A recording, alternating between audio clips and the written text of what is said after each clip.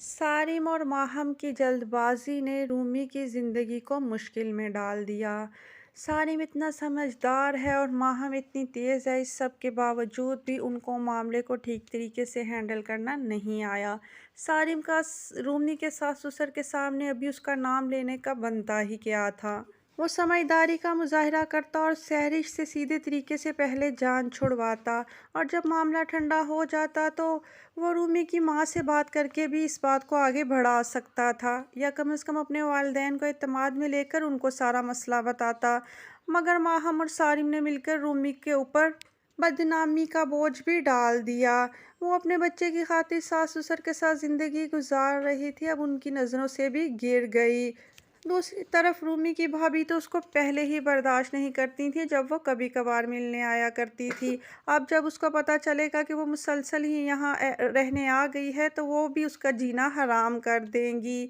اوپر سے رومی بیچاری بیٹے کی جدائی بھی سہنے پر مجبور ہو گئی ہے۔ اور سارم اور ماہم نے کیا سوچا تھا کہ وہ آرام سے رومی کا نام لیں گے اور اس کے ساس سسر اس کی آرام سے شادی سارم سے کر دیں گے اور ہاتھ میں ہاتھ دیں گے کہ چلو میاں بیٹی کے ساتھ نہ صحیح بہو کے ساتھ ہی خوش و خرم زندگی گزار لو۔ رومی بیچاری کے فرشتوں کو بھی خبر نہیں ہے، اور ادھر سارم صاحب نے سب کے سامنے رومی کا نام لے کر ان کے کردار کو مشکوک کر دیا ہے۔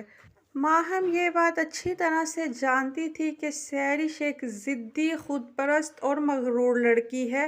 وہ اس قدر رومی سے حسد جلن کا شکار ہے کہ وہ تو رومی کو ویسے ہی برداشت نہیں کرتی، اور کہاں جب اس کو پتہ چلے گا کہ سارم نے رومی کی وجہ سے اس سے شادی سے انکار کر دیا ہے تو مانو وہ کس حد تک جائے گی اور کتنا انتقام نہ لے گی۔ لہٰذا ماہم کو سارم کو یہ غلط مشورہ تو نہیں دینا چاہیے تھا کہ تم رومی کا نام سب کے سامنے اپنی زبان سے لو۔ بہرحال اب جو ہونا تھا وہ تو ہو گیا ہے، آنے والی اقساط جو ہیں وہ بہت ہی دلچسپ اور مزیدار رہیں گی۔ اب دیکھنا یہ ہے کہ سارم اس سارے معاملے کو اپنے حق میں کیسے موڑتا ہے اور کس طرح سے رومی کو حاصل کرتا ہے۔ سحرش اپنی سی کوشش کرے گی اس کو ماہم سے دور کرنے کی، اور وہ تو ابھی بھی سارم کا پیچھا چھوڑنے کو تیار نہیں ہوگی، جبکہ صاف صاف اس کے منہ پر سارم نے شادی سے انکار کیا ہے۔